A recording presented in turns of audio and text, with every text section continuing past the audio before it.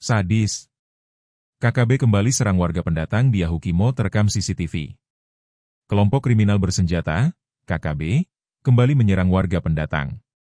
Aksi ini terjadi di Jalan Elit, Distrik Dekai, Kabupaten Yahukimo, Papua Pegunungan pada Sabtu, 1 November 2025, pukul 15.50 WIB. Korban bernama Nurdi, 53.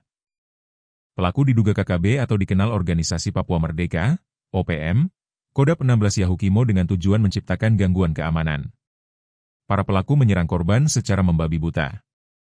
Usai melakukan penyerangan, para pelaku melarikan diri, ujar Kasatgas Humas Ops Damai Kartens Kombespol Yusuf Sutejo dalam keterangannya dikutip, Senin, 3 November 2025.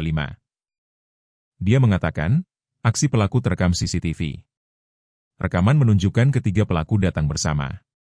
Pelaku pertama mengenakan hoodie putih bergaris hitam di lengan kanan, tinggi sekitar 160 cm.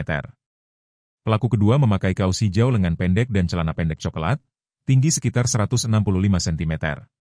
Pelaku ketiga mengenakan jaket hoodie hitam dan celana pendek hitam, tinggi sekitar 165 cm.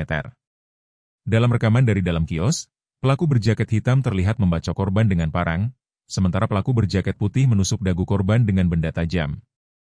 Ketiganya kemudian melarikan diri ke arah Jalan Elit. Diduga para pelaku merupakan simpatisan KKB Kodap 16 Yahukimo dengan tujuan menciptakan gangguan keamanan, ucapnya. Download Tribun X sekarang, menghadirkan lokal menjadi Indonesia.